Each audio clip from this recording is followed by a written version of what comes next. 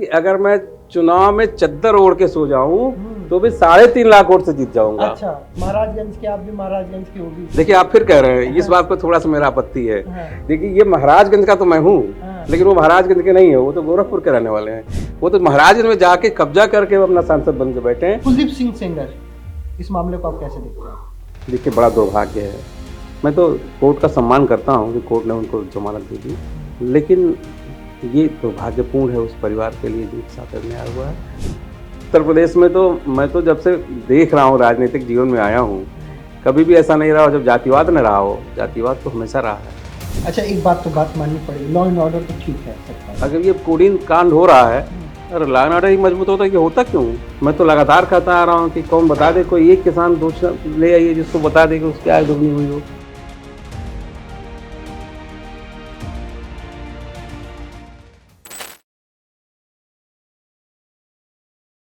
नमस्ते, मेरा नाम है ब्रजेश तिवारी और आपका एक बार फिर से स्वागत है बतकही चौक पे। बतकही चौक पे आज हमारे साथ बतकही करने के लिए हमने बतौर मेहमान बीरेन चौधरी जी को बुला रखा है। बहुत बहुत स्वागत है आपका। बहुत बहुत धन्यवाद तिवारी जी, ये आपने अपना बहुमूल्य समय निकाला। बीरेन चौधरी जी को हमने बतकही पे क्यों बुलाया है? क्योंकि इस समय उत्तर प्रदेश की राजनीति में एक नाम बहुत गूंज रहा है, वो नाम है पंकज चौधरी।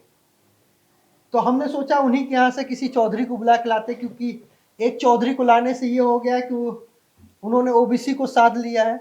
तो आप बताइए, क्योंकि अभी 2024 का जब चुनाव था, जब सांसदी का चुनाव था, तो ऐसा रहा कि 30-35 हज़ार के अंतर से आप हार गए। और वो दूसरे विधायक आप हैं जिनको गूगल पे खूब सर्च किया जाता कि आखिर कांग्रेस का 2022 विधानसभा चुनाव में आखिर वो दूसरा विधायक आराधना जी के बाद कौन है, तो वो आप हैं। तो क्या सच में बीजेपी ने साथ लिया है चौधरियों को, क्या भी छिटके हुए हैं? देखिए तिवारी जी, ये किसी को अध्यक्ष बना देना, किसी को जिम्मेदारी सौंप देना, ये तय नहीं कर देता है कि वो अपनी जिम्मेदारी और अपने उस जाति समीकरण को साध लेगा। ये बीजेपी ने एक प्रयास किया है, तो अभी कहाँ साध लिया है? अभी तो एक प्रयास किया है ना। साधने के समय तो तब आएगा जब 27 का रिजल्ट आ जाएगा, तब पता चलेगा कि चौधरी सधे या नहीं सधे। और चौधरी, देखिए ये बिरादरी जो है ना, ये खेती बाड़ी से जुड़ी हुई बिरादरी है, बहुत सोच समझ के अपना निर्णय लेती है। और 24 के इलेक्शन में आपने देखा, सफाया हुआ है भारतीय जनता पार्टी का हमारी बिरादरी से। किने चुने सफाया तो हुआ है, लेकिन एक चीज और है कि आप लोग भी दो ही हैं। ठीक है, हम मानते हैं आपकी बात, जनता का निर्णय सर्वोपरि होता है और जनता ने निर्णय लिया। लेकिन ये भी नहीं है कि जनता ने हमें एकदम नकार दिया हो। जनता ने नकारा नहीं है।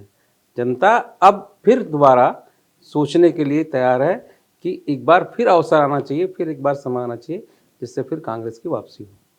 वो कैसे होगा? क्योंकि आपके यहाँ पे जो लीडर हैं, कांग्रेस के में एक पूर्व मंत्री थे कांग्रेस के दौर में, यूपीए के दौर में, उनका निर्धन होता है, यहाँ से केशव प्रसाद मौर्य पहुंच जाते हैं, भाजपा का जिला अध्यक्ष वहां पहुंच जाता है, भाजपा के तमाम पदाधिकारी उनके यहाँ पहुंच जाते हैं, लेकिन कांग्रेस के प्रदेश अध्यक्ष नहीं पहुंचते हैं, कोई डेलीगेशन नेशनल लेवल की नहीं आती है। तो अपने ही कार्यकर्ता में कांग्रेस गायब और विपक्ष पूरा वहां पे मोर्चा लेके तैयार कि हम आपके लिए मिले सुर मेरा तुम्हारा करे, रो रहे हैं, हाय दादा हाय दादा। देखिए सच है, ये आपकी बात को मैं इससे मानता हूँ कि कांग्रेस पार्टी का कोई डेलीगेशन वहाँ नहीं पहुँचा, लेकिन फिर हमारे प्रदेश अध्यक्ष दोबारा दूसरे दिन पहुँचे। संजोग से वो कहीं बाहर निकले रहे होंगे, वहाँ उसमें नहीं पहुँच पाए। लेकिन भारतीय जनता पार्टी की क्या है, इनके पास तो कुछ है ही नहीं। क्या है इनके पास? महापुरुष नहीं है, इनके पास कोई लीडर नहीं है। आज़ादी की लड़ाई में उन्होंने कुछ किया नहीं है। आज़ादी की लड़ाई में जो नायक थे, जो हीरो थे, वो सब कांग्रेस पार्टी के थे। वो लोग कांग्रेस के हैं, उनसे धीरे धीरे वो लोग लेने का प्रयास कर रहे हैं, छीनने का प्रयास कर रहे हैं। लेकिन जनता ये जानती है, इन्होंने तो आज़ादी की लड़ाई में भी वही अंग्रेजों को साथ दिया। आज भी उनके पास ऐसा कोई नेता नहीं, एक रात चेहरों को छोड़ दीजिए, जिसके घर वो जाएं, तो जाना तो उनको उन्हीं लोगों के पास पड़ेगा ना, जिन्होंने इस देश की आज़ादी की लड़ाई लड़ी, जिन्होंने कांग्रेस में रहा और जो कांग्रेस के बड़े लोग रहे हैं। तो वो उससे जाके ये साबित करना चाहते हैं, वो हमसे उसको छीनना चाहते हैं, लेकिन ऐसा संभव नहीं है। पटेल जी को तो छीन लिया उन्होंने। कहाँ छीन लिया? आप नाम लेते नहीं और वो तब हम क्यों नहीं नाम लेते? हाँ। हमारे तो सरकार में वो गृह मंत्री थे, उनको पूरी उसके बाद पूछा ही नहीं गया। वो कह रहे कि आपने पूछा नहीं, हमने उन्हें ग्रैब कर अरे लिया। उनके कहने से क्या होता, पूछा क्यों नहीं गया बताइए ना। भारत रत्न सरदार वल्लभ भाई पटेल के नाम से हमने गुजरात में, आप बताइए, वो स्टेडियम था, छीना तो उन्होंने कांग्रेस के ज़माने में। अहमदाबाद का वो स्टेडियम आपको याद है ना, सरदार वल्लभ भाई पटेल स्टेडियम के नाम से हुआ करता था। छीना किसने? मोदी जी ने उसका नाम छीन के अपना नाम कर लिया, नरेंद्र मोदी स्टेडियम बना दिया। ट्रंप ने उद्घाटन किया था, ट्रंप ने किया था, हाँ। लेकिन छीना नाम किसका गया? नाम किसका छीना गया? नाम तो पटेल जी का छीना गया। भाई हमने स्टेडियम का नाम ले लिया तो क्या, वो इतना बड़ा स्टैचू तो दे दिया। अरे वो स्टैचू तो उस लायक थे, वो इतना उनका महान था उनका कर्तव्य, तो वो तो उन्होंने बनाया, ठीक है, लेकिन नाम तो छीन लिया। स्टैचू बना देंगे तो क्या मतलब नाम छीन लेंगे? मायावती जी ने स्टैचू बनाया, काशीराम जी का स्मारक बनाया काशीराम जी का, तो क्या नाम छीन लेंगे उनका? तो मोदी जी ने तो नाम छीन लिया पटेल जी का, सम्मान नहीं दे रहे हैं। नहीं दे रहे हैं। अब देखिए ना, हम तो कह तो रहे हैं, खुले मंच पे आपसे कह रहे हैं कि अगर पटेल जी से इतना ही उनको लगा होता तो अपना एक नया स्टेडियम बनवा लिया होता नरेंद्र मोदी जी ने, खूबसूरत सा बड़ा सा। क्या कमी है उनको? आलीशान स्टेडियम बनवाया होता अहमदाबाद में, उसका नाम रखा होता नरेंद्र मोदी स्टेडियम, जिंदा जी रहते हुए अपने नाम से स्टेडियम। अरे ये तो महापुरुषों को मरने के नाम पे होते हैं स्टेडियम या हवाई अड्डे।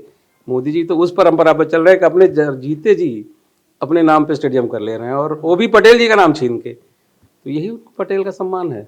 आज और एक मूर्ति, 3 मूर्ति दे दिया गया ब्राह्मणों के लिए।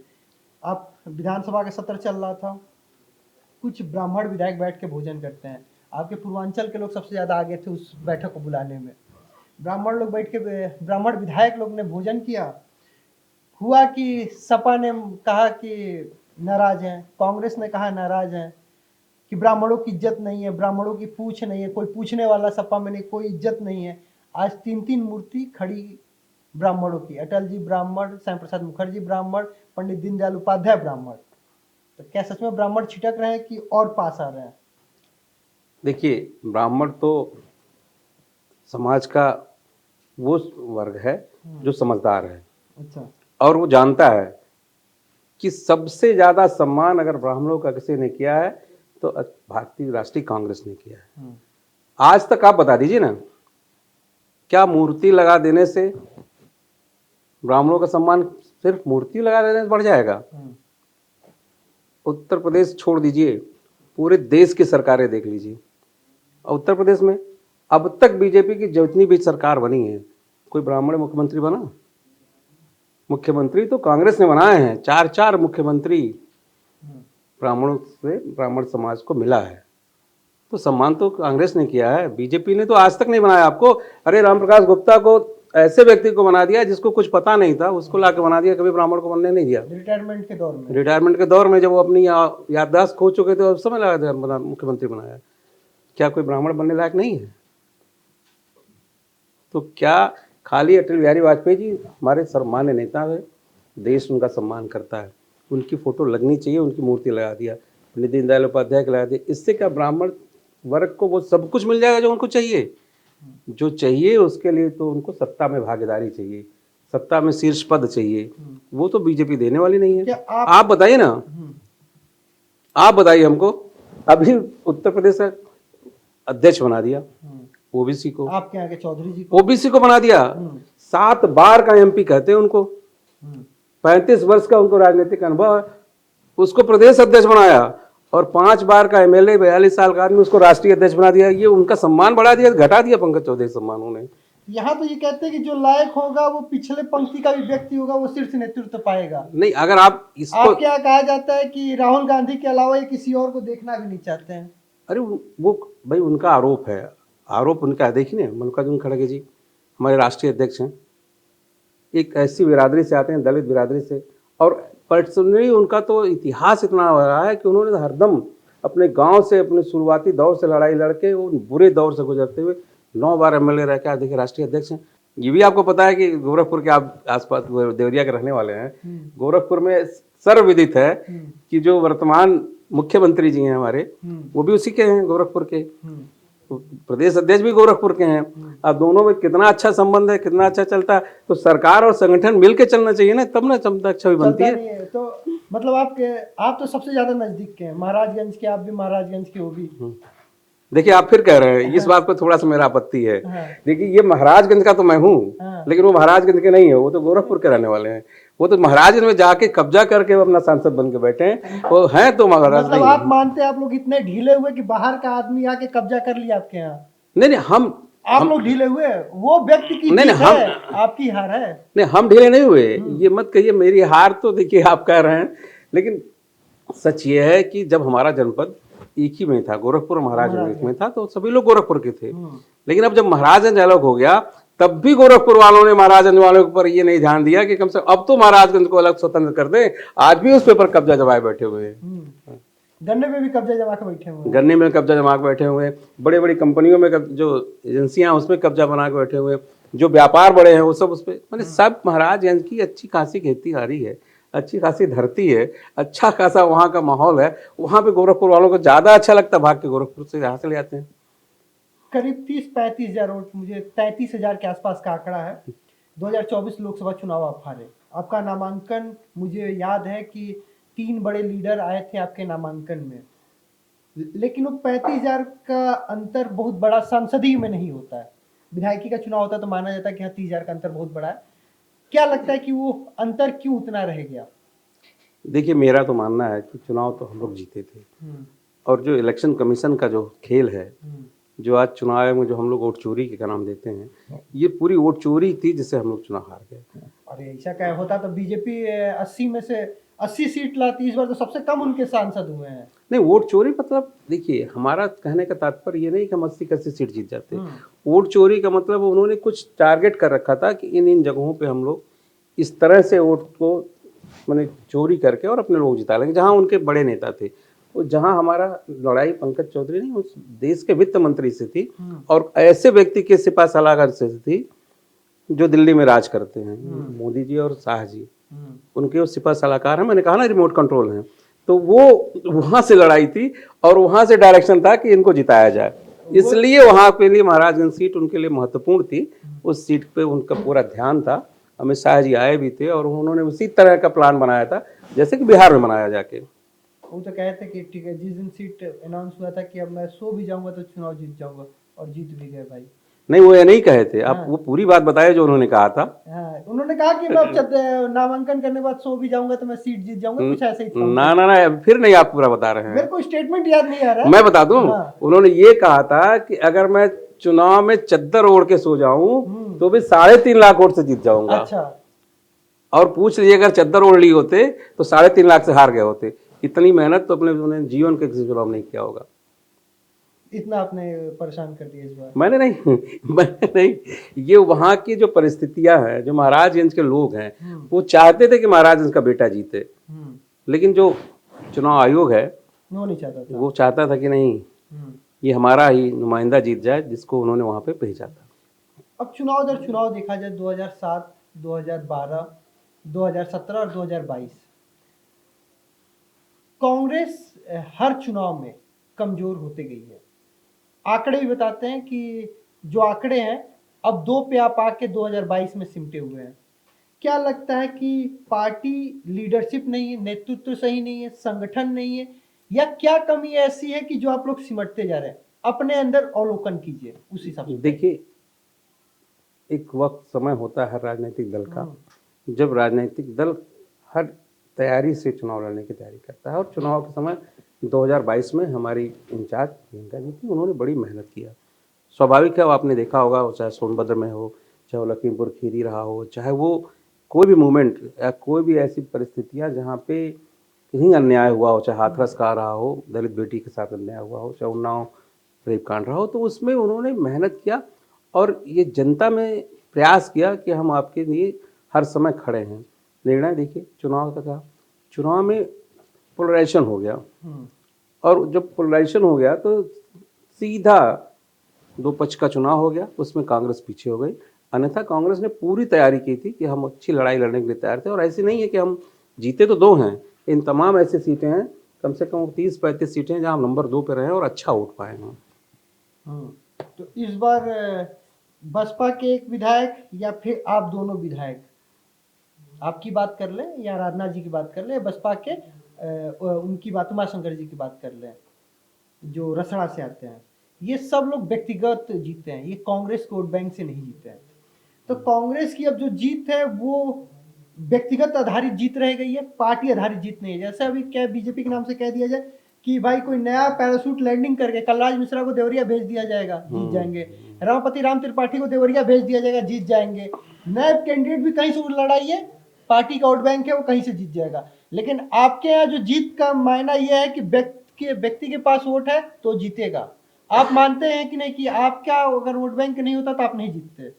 नहीं, ये तो मैं मानता हूँ कि मेरा आप अपना अपने वोट बैंक से जीते हैं, बैंक कांग्रेस का वोट बैंक नहीं है। तो यही तो बात है कि संगठन नहीं है। अब इसमें क्या सुधार हो कि संगठन मजबूत हो? देखिए, लगातार हमारे प्रभारी, हमारे प्रदेश अध्यक्ष अजय राय जी और हमारे प्रभारी पांडे जी जो इस समय संगठन सृजन अभियान में संगठन को मजबूत करने के लिए दिन रात प्रयास कर रहे हैं। और आप जानते हैं, हम मान रहे हैं कि हमारा संगठन हमारी पार्टी में कमज़ोर हुआ है, तभी तो हम इस स्थिति में आए हैं। ये तो आपने पहले भी कहा, मैं भी इसको एक्सेप्ट करता हूँ कि दो की स्थिति में आने का मतलब है कि हम आज कहीं ना कहीं हम कमज़ोर हुए हैं। और इस कमजोरी को दूर करने का लगातार हम लोगों ने 22 में भी प्रयास किया। प्रियंका जी प्रभारी थी और हम लोग उसमें प्रदेश कमेटी में थे। लगातार प्रयास किया गया था और हम लोग उसमें बहुत कुछ सुधार करके ले आए हैं। अभी हम अकेले लड़ रहे थे उस समय, तो हम 2 सीटों पे आ गए थे। चूँकि पोलराइजेशन हो गया, सीधा चुनाव हो गया, वो समाजवादी पार्टी और उसके बीच में बट गया वोट मतदाता। और मतदाताओं ने कांग्रेस को प्रेफरेंस में नहीं लिया कि ये भी लड़ाई में आ सकती, नहीं तो चुनाव का रूप दूसरा रहा होता। अच्छा, कुछ करंट सिनेरियो पे विपक्ष की आवाज़ भी चूंकि हमें रखना चाहिए। कुलदीप सिंह सेंगर, इस मामले को आप कैसे देखते हैं? देखिए, बड़ा दुर्भाग्य है। मैं तो कोर्ट का सम्मान करता हूं कि कोर्ट ने उनको जमानत दे दी, लेकिन ये दुर्भाग्यपूर्ण है उस परिवार के लिए जिनके साथ अन्याय हुआ है।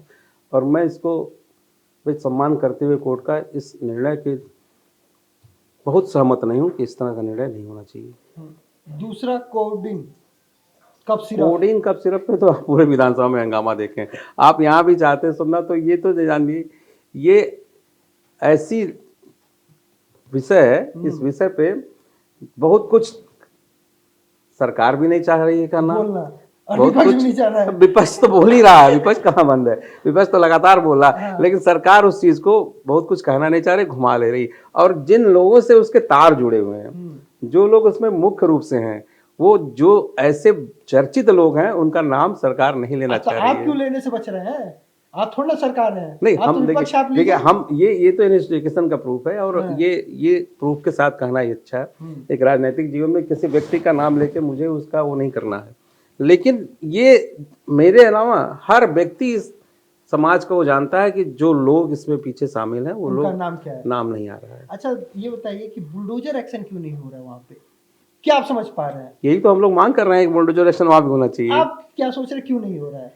अब देखिए, सजाती होने के कारण एक सिनेरियो जो आप बता रहे हैं कि इस समय जो बड़े लोग हैं जो इसमें शामिल हैं, वो एक मुख्यमंत्री जी के सजाती भी तो हैं, तो कहाँ से बुलडोजर चले? मतलब इस समय प्रदेश में जातिवाद है। उत्तर प्रदेश में तो मैं तो जब से देख रहा हूँ, राजनीतिक जीवन में आया हूँ, कभी भी ऐसा नहीं रहा जब जातिवाद न रहा हो। जातिवाद तो हमेशा रहा है। अब ये है कि सत्ता किसके हाथ में है, किसकी जाति प्रभावी है, कौन सी जाति सत्ता में शामिल है, उसकी जाति प्रभावशाली। अच्छा, ये उत्तर प्रदेश का पिछला ट्रैक रिकॉर्ड रहा है, वो आप जानते भी, आप भी इस चीज को अच्छी तरह समझ रहे हैं। देखिए, हमारा समझना और आपका बोलना वो दो चीजें है। पत्रकार है, पत्रकार सब समझता है। हमें जहाँ रवि ना पहुंचे वहां पहुंचे कवि, और मैं कहता हूँ जहाँ कवि ना पहुंचे वहां पहुंचे पत्रकार। हम तो अभी आप पूछ लीजिए, मंगल ग्रह का भी बता देंगे कौन सा पानी मिला था, उसमें H2O कितना था, वो अलग की बात है। अभी तो क्या पेट्रोल खत्म हो गया बुलडोजर का, जो उस दिशा में नहीं पहुंच पा रहा है? हमें तो ऐसा ही लगता है। आपकी बात सच है कि वो पेट्रोल खत्म नहीं हुआ है, वो उसका जो ड्राइविंग सीट पे बैठे हुए लोग हैं, उनकी वो स्टीयरिंग जो उधर मोड़ने की हिम्मत नहीं हो रही है, ठंडा ज्यादा है। ठंडी। अच्छा, दूसरा चीज एक बात बताइए कि सत्र बहुत छोटे छोटे रह रहे हैं, इसका कारण क्या है? देखिए, अब वो समय आपने, हम लोग तो विधानसभा में आए हैं जब से देख रहे हैं हम कि सत्र बहुत ही छोटे हो रहे हैं। और इसका कारण ये है कि सत्ता जो सरकार है वो जवाब से भागती है। सत्ता चलने का मतलब विपक्ष को मौका मिलता है सवाल पूछने का। तमाम ऐसे जनता से जुड़े हुए सवाल हैं, जनता से जुड़े हुए मुद्दे हैं जो विपक्ष तैयार करके आता है, विधायक मन में बना के आता है अपने क्षेत्र के बारे में बात करने के लिए, उनको समय नहीं मिल पाता है। ये छोटे होने से बहुत परेशानी। हम लोग भी चाहते हैं सत्र बड़ा चले, जिससे हर व्यक्ति को अपने क्षेत्र के बारे में और त्वरित जो जितनी घटनाएं होती हैं या जो समाज में इसमें चल रहा है उसके बारे में कम से कम सरकार के ध्यान तो दिए। अच्छा, एक बात माननी पड़ेगी, लॉ एंड ऑर्डर तो ठीक है सरकार का, लॉ एंड ऑर्डर तो अभी चंगा है ना, भाई उनके कहने से चंगा है। तो फिर क्या कमी है बताइए। लॉ एंड ऑर्डर अगर ये कोडीन कांड हो रहा है, अगर लॉ एंड ऑर्डर ही मजबूत होता ये होता क्यों? अगर लॉ एंड ऑर्डर को आप लॉ एंड बहुत ऑर्डर अच्छा पुलिस ने मानते पकड़ा, हैं, अगर वो सोनभद्र में ट्रक की चेकिंग नहीं होती, चिप्स उतारा नहीं जाता, बिस्किट उतारा नहीं जाता, तो सिर्फ कैसे पकड़ में आता? तो ये कितने सालों से हो रहा है? अरे आखिर लॉ एंड ऑर्डर बेहतर तभी ना चेक पोस्ट पे पकड़ा गया। लॉ एंड ऑर्डर बेहतर होता तो कभी पकड़ लिया गया होता। ये लॉ एंड ऑर्डर बेहतर का प्रमाण नहीं है कि कोडीन आपने पकड़ लिया तो आपका लॉ एंड ऑर्डर बेहतर हो गया। कोडीन पकड़ी गई कि पकड़ाई गई इस पे भी तो संदेह है। अच्छा। वो ट्रक पकड़े गए हैं, पुलिस तो रोज वहां बैठ के चेकिंग करती थी। क्या वो पहले समझ ट्रक जा रहा क्या? आप खुद कह रहे हो कि लगातार 3 वर्षों से 4 वर्षों से ये कारोबार फल फूल रहा था, तो क्या पुलिस तब नहीं बैठती थी वहां पे? अरे पुलिस वाला ही लगा हुआ था तो बता देता था क्या नहीं बैठी है। हाँ, पुलिस का मतलब लॉ एंड ऑर्डर इतना खराब था कि इतनी बड़ी मात्रा में ये सिर्फ यहाँ से चली गई। तो ये लॉ एंड ऑर्डर का ही प्रमाण है। ये law and order Yogi ji की सरकार में कुछ लोगों के लिए है, ये आम जनमानस के लिए नहीं है। अच्छा, एक चलते चलते एक सवाल मैं जो जानना चाहता हूँ, कांग्रेस को क्या अपने आप को मजबूत करने के लिए राष्ट्र नेतृत्व के किसी चेहरे को अब यूपी में लखनऊ में डेरा डालना होगा? राज बब्बर जितने दिन थे वो संघर्ष करते हुए अच्छे स्तर पे दिखते थे। मुझे ऐसा लगता है जितने दिन से मैं लखनऊ की पत्रकारिता को कवर कर रहा हूँ और देख रहा हूँ उत्तर प्रदेश की राजनीति को, वो संघर्ष अजय लल्लू के दौर में आया था और थोड़ा सा फिर छिटक गया। वैसा कोई लड़की हूँ, लड़ सकती हूँ, बस 22 विधानसभा चुनाव तक नहीं, 27 से पहले आज से करना पड़ेगा। तो आपको क्या लगता है कि राष्ट्र नेतृत्व को यहाँ पे ध्यान देना होगा? नहीं तो हरियाणा जो लगता था कांग्रेस चुनाव जीत चुकी है, हार गई, बिहार जहाँ लगता था कि जनता की नाराजगी है, आप कुछ अच्छा नहीं कर पाए, 27 में ऐसा ही नतीजा, उत्तर प्रदेश पहले से तैयार बैठा हुआ है, क्या कुछ कहेंगे? नहीं, सच कह रहे हैं आप, हम भी मानते हैं, आपकी बात से हम सहमत हैं कि नेतृत्व को इस पे विशेष तौर से ध्यान देना पड़ेगा। उत्तर प्रदेश को उनको ज़्यादा समय देना पड़ेगा। हमारे नेता ही राहुल जी आजकल रायबरेली से सांसद भी हैं, आते भी हैं, तो उनको अपना समय बढ़ाना पड़ेगा और उनको विशेष रूप से उत्तर प्रदेश को ध्यान देते हुए यहाँ के संगठन को, यहाँ के और ऐसे मुद्दों को जो जनता को छूते हैं, जो जनता को प्रभावित करते हैं, उसमें उनको शामिल होना पड़ेगा और उसका प्रयास उन्होंने शुरू कर दिया है। देखिए, अभी हम लोग धन्यवाद रैलियाँ करने जा रहे हैं उन 17 लोकसभाओं में जहाँ हमारे कैंडिडेट लड़े थे, जिसमें मैं भी एक, मेरी लोकसभा है, वहाँ पे धन्यवाद रैली जनता के लिए हम लोग करने जा रहे हैं, जिसमें हमारे शीर्ष नेतृत्व से कोई बड़ा नेता राहुल या प्रियंका शामिल होंगे। अच्छा, एक अभी अचानक आया कि क्योंकि विधायक से लोग बहुत सोचते हैं कि विधायक जी हमारा रोड बना देंगे, विधायक जी हमारे यहाँ वो सोलर वाला लाइट लगवा देंगे, विधायक जी व्यवस्था करा देंगे, थाना चौकी में पैरवी कर देंगे। एक तो आप कांग्रेस के विधायक, दूसरा विधायक वहाँ पे जो योगी जी का क्षेत्र है, तो पैरवी सुनी जाती है कि नहीं सुनी जाती है? देखिए, हमारे अपने विधानसभा क्षेत्र में मैं हमेशा जनता के साथ रहता हूँ, जनता के बीच में रहता हूँ और मैक्सिमम प्रयास करता हूँ कि उन सभी कार्यों में, जिन कार्यों से जनता को लाभ होना है, जिन कार्यों से जनता की खुशी मिलती है, वो मैं करूँ। चाहे वो सड़क का हो, चाहे वो थाने की पैरवी हो, चाहे वो कचहरी की पैरवी हो, चाहे एसडीएम की पैरवी हो। और ये आपको बताते हैं मुझे कोई गुरेज नहीं है कि मैं अपने इन प्रयासों में सफल रहता हूँ। एक कहानी और है कि सबसे ज़्यादा किसानों की बात होती है, 2000 खाते में भेज देना ये एक बात है, लेकिन सही वक्त पे खाद मिलना ये अहम बात है। खाद की जब बात देने की आती है तो हमें देखने को मिलता है लंबी लाइनें और लंबा इंतजार और ब्लैक में खरीदना पड़े खाद। विधायक जी लोग भी फोन करते रह जाए, सांसद जी लोग भी फोन करते रह जाए, कोई मतलब नहीं होता। देखिए, सच कह रहे हैं आप। जो इस समय सबसे ज्वलंत मुद्दा है किसानों के लिए, जो सबसे बड़ी परेशानी इस समय है, बुआई के सीजन होता है, जब भी सीजन आता है तो किसान को खाद की समस्या आती है। इस मुद्दे को मैंने विधानसभा में माननीय योगी जी के सामने उठाया था। पिछली विधानसभा चल रही थी तो मुझे मौका था, जब मुझे बोलने का समय था और माननीय मुख्यमंत्री मेरे सामने बैठे थे, तो मैंने तब भी उसको पूरी विधानसभा में जोरदारी से उठाया था कि मुख्यमंत्री जी, कम से कम ऐसे समयों पे जब किसान को उसको खाद की आवश्यकता हो तो वो उपलब्ध होना चाहिए और प्रचुर मात्रा में उपलब्ध होना चाहिए, जिससे कि किसानों को लाइन न लगाना पड़े। और आप ही लोग कहते हो कि हमने किसानों की आय दुगनी कर दी है। मैं तो लगातार कहता आ रहा हूँ कि कौन बता दे, कोई एक किसान दूसरा ले आइए जिसको बता दे कि उसकी आय दुगनी हुई हो। कभी एक भी किसान की आय दुगनी नहीं हुई, वो तो अपने मूल्य नहीं पा रहा है।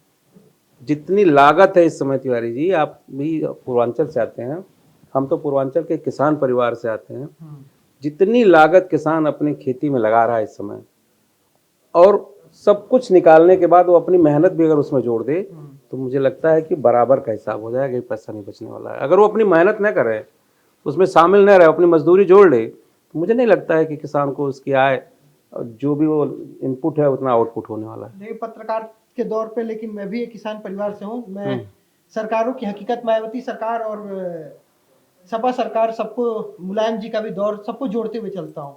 देवरिया में एक वक्त ऐसा था कि 5 चीनी मिले वैसे होते थे, भटनी, बैतालपुर, गौरी बाजार, देवरिया और भटनी, ये चीनी मिले थी और हर घर में खेती होती थी गन्ने की। आज का डेट ऐसा है कि एक भी शुगर मिल नहीं है। ये हकीकत है सरकार की, और सरकार कोई सी भी हो, किसानों का दोहन करना उनका सबसे फेवरेट काम है। कि एक ऐसा वर्ग है जो बस वोट बैंक है, करना कुछ नहीं है इनके लिए। सरकार में किसी का नाम नहीं लगता कि ये सरकार बहुत अच्छी है, ये कर देगी। एक बात, देवरिया और हाटा के पास एक शुगर मिल खुल गई। आप चूंकि उस हाटा के पास ढाड़ा में शुगर मिल खुल, फरिंदा में एक शुगर मिल खुल गया, प्राइवेट है हाटा वाला। लेकिन मैं कह रहा हूं क्या 50, एक ऐसा विधानसभा जो 2 लोकसभा देता हो, एक सलेमपुर एक देवरिया, 7 विधायक आते हो, लेकिन वहां की बात ना विधायक लोग को करना पसंद है। बस एक लेटर आ जाता है कि हाँ चीनी मिल प्रस्तावित है, तो किसान की बात करना मुझे लगता है जनप्रतिनिधियों को भी नहीं पसंद है। नहीं, हम लोग तो हमेशा किसान की बात उठाते हैं। मैं तो अपने विधानसभा छोड़ दीजिए, मैं अपने जिले की दिशा की बैठक होती है, जो वर्तमान में हमारे प्रदेश अध्यक्ष जी बने, उनसे भी मैं सवाल पूछता रहता हूँ, डीएम से भी सवाल पूछता रहता हूँ किसानों के बारे में। और हमने पूछा किसान बीमा पे, किसान पेंशन पे, जो आप कह रहे हो, चीनी मिलों पे, सब पे। आपको याद होगा कि हम लोग जब पढ़ते थे, वो दौर था, तो देवरिया को और हमारे इलाके को चीनी का कटोरा कहा जाता था। उसके पीछे कारण क्या? 12 चीनी मिले कुशीनगर वो मिला के देवरिया में होती थी। तो कौन सा दौर था? मतलब आप कहना चाह रहे हैं कि यूपीए के दौर में कांग्रेस का दौर था। मैं यही कहना चाह रहा था कि जब चीनी का कटोरा था तब कांग्रेस सरकार हुआ करती थी, और जब चीनी और कटोरा दोनों गायब हुआ, उस समय सरकारें कौन सी आई? भारतीय जनता पार्टी, बहुजन समाज पार्टी और विभिन्न प्रकार सरकारें आई। जब ये चीनी का कटोरा भी गायब हो गया, गन्ना भी गायब हो गया, किसान भी परेशान है। तो कांग्रेस के जमाना ही था जब किसान खुशहाल था, जब किसानों को अपने उसका उत्पाद का मूल्य मिलता था, गन्ने की खेती करता था जिसे कैश क्रॉप कहा जाता था, और चीनी मिलें हुआ करती थी जिससे उसकी गन्ने की जो फसल है वो समय से बिक जाती थी। तो हमें याद है कि हमारे यहाँ गन्ना काट के गेहूं बोया जाता था। हाँ, ये हालात थे वहां पे। मैं कह रहा हूँ कि पश्चिम और पूरब में अंतर क्या है? लोग कहते हैं इंडस्ट्री है, नहीं, पश्चिम और पूरब में अंतर बस गन्ना मिले हैं, किसान है। वहां पे किसान अच्छा खेती करता है, अच्छा कमाता है, उनके जमीन की वैल्यू है। इधर के किसान के पास, आपके पास खेती नहीं, इसीलिए वैल्यू नहीं है। सच आप कह रहे हैं तिवारी जी, और ये सच है कि वेस्टर्न यूपी में आज जो समृद्धि दिखती है, जो खुशहाली दिखती है, जो किसानों के चेहरे पे रौनक दिखती है, वो सिर्फ उन चीनी मिलों के नाते जहाँ पे गन्ने की बेल्ट है। आप सहारनपुर से आइए ना, सहारनपुर से बिजनौर, नगीना, बागपत, मेरठ, ये सब गन्ने की खेती होती है, और गन्ने से किसान हमेशा खुशहाल होता है। आपने वो भी समय देखा होगा, आप तो पूर्वांचल से ही, कि गन्ना ही एक ऐसा कैश क्रॉप होता था कि जब किसान बेच के इकट्ठे पर्ची बजाता था तो अपनी बेटी की शादी करता था, बेटों की पढ़ाई करता था, उनको अपने घर बनवाता था। और आज गेहूं और धान की खेती से न कभी किसी किसान ने खुशी से अपनी बेटी की शादी किया है, न कभी वो अपने घर को अच्छा बनवा पाया है। उसके लिए तो कैश क्रॉप की आवश्यकता है। जहाँ सब्जियों की खेती हो जाती है, जहाँ थोड़े बहुत किसान अपने मेहनत करके खेती लगा लेते हैं, उन्हीं का तरक्की है। नहीं तो ट्रेडिशनल खेती जो गेहूं धान की है, उससे किसान को उसका ऊपर का मूल्य भी नहीं मिलने वाला है। लेकिन बात यही है ना कि ये बात विपक्ष के मतलब वादों से भी गायब रहता है और पक्ष के इरादों से भी गायब रहता है। किसानों की बात न विपक्ष की आवाज में होता है, न पक्ष के इरादों में होता है। किसान की बात बस ऐसा है कि बस बातें हैं, उनका भला कोई करना नहीं चाहता। नहीं तो इसीलिए तो कह रहे हैं, जब तक वापस कांग्रेस की सरकार नहीं आएगी। कहाँ वादों में आपका मतलब, मैं कह रहा हूँ कि आप चूंकि आपके दिल में वो बात है, आपने कर ले, आराधना जी नहीं उठाती हैं, उमाशंकर जी को कोई है ही नहीं, विपक्ष के जो लोग हैं, बाकी सपा के जो विधायक आते हैं उनको कुछ है ही नहीं। ये तो आपका व्यक्तिगत विरोध हो सकता है, पार्टी विरोध नहीं हो सकता। जब तक ये एक पूरे समाज की जिम्मेदारी नहीं बनेगी तब तक किसान उत्तीर्ण नहीं हो पाएगा। एकदम सच है। मैं तो मानता हूँ कि जो उस पृष्ठभूमि से आते हैं वो भी आके भूल जाते हैं, लेकिन ऐसा नहीं होना चाहिए। हम जिस पृष्ठभूमि से आते हैं, जिस पृष्ठभूमि से ऊपर उठ के यहाँ तक पहुँचा है, उसकी बात आपको मौका है तो आपको करना चाहिए। और हर विधायक अपने क्षेत्र के सबसे ज़्यादा किसानों की बात, समस्याओं को बोलना चाहिए, जिससे कि सरकारों की आंखें खुलें, चाहे जो भी सरकार रही हो। देखिए, पश्चिम खुशहाल इसलिए आप बार बार कह रहे हैं, मैं भी बार बार कह रहा हूँ कि वहाँ पे गन्ने की खेती ज़्यादा होती है और किसानों को उपज का मूल्य मिल जाता है। पूरब का किसान जो पहले खुशहाल था, क्योंकि पहले पूरब में गन्ने की खेती बढ़िया होती थी और वहाँ का किसान चीनी मिलों में बेच के आप अपना खुशहाली व्यक्त करता था। जब तक वापस किसान को उसकी उचित मूल्य नहीं मिलेगा, या फिर हमारे यहाँ चीनी मिलों का सुदृढ़ीकरण नहीं होगा, या चीनी मिलें दोबारा फिर से नहीं चलेंगी, तब तक पूरब का किसान खुशहाल नहीं होगा। इसके लिए तो एक कठोर मजबूत योजना बना के कोई भी सरकार काम करेगी, तभी संभव है। एक बात होता है कि हमने 80 करोड़ लोगों को, 60 करोड़ लोगों को राशन दे दिया। मैं हमेशा उसका दूसरा पहलू देखता हूँ। आप विपक्ष के रूप में उसका दूसरा पहलू क्या देखते हैं फिर? यही पहलू है ना, 80 करोड़ लोग मतलब आज भी गरीब हैं। यही बात भाई, अगर 80 करोड़ को आप तो लाइन में लगते हैं, 80 करोड़ लोग अगर वो अपना कार्ड लेके दुकान पे जाते हैं 5 किलो राशन लेने, तो आप समझिए क्या है। 80 करोड़ लोग के पास 2 वक्त की रोटी नहीं है, तभी नहीं लेने जाता है।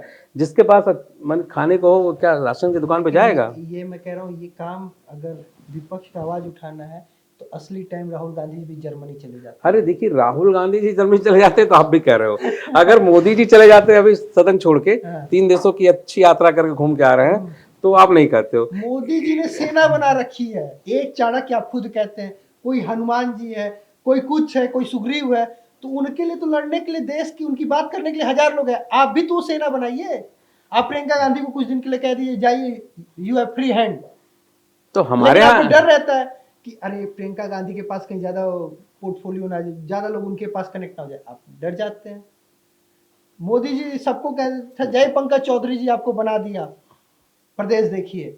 अरे ऐसे एक बड़े लीडर को आप दीजिए, नहीं देने में डरते हैं। नहीं, ऐसा नहीं है, ऐसा नहीं है भाई। ये आप ऐसा करो, ऐसा कतई नहीं है हमारे। ऐसा नहीं, तो ये हमारा चूंकि बद का ये। हाँ, नहीं ठीक है, आप ऐसा आप कहना है, आप कह सकते हैं। लेकिन हमारे यहाँ पार्टी में, हमारे यहाँ भी ऐसे हैं, हनुमान है, लोग हैं, राहुल जी की बड़ी एक सभा में देख लीजिए, शिवपाल जी अभी तक वैसे ही है, एलओपी किसी और को बना देते हैं। चलिए, ये बात है बदकही की, करते रहना चाहिए। आप देखते रहिए हमारी बदकही। वीरेंद्र चौधरी जी थे हमारे साथ, फरिंदा से विधायक हैं, महाराजगंज से आते हैं। अभी हाल ही में लोकसभा चुनाव लड़े थे और कुछ ही वोट के अंतर से हार गए थे। कांग्रेस की ये वो दूसरे विधायक है जो सबसे ज्यादा सर्च किए जाते हैं। आज की ये बदकही आपको कैसी लगी कमेंट करके बताइएगा, और मुझे दीजिए इजाजत। नमस्कार। This video is sponsored by Ram Group of Companies, co-sponsored by Nature House and Bhaiya Ji Silver Coated Ilachi.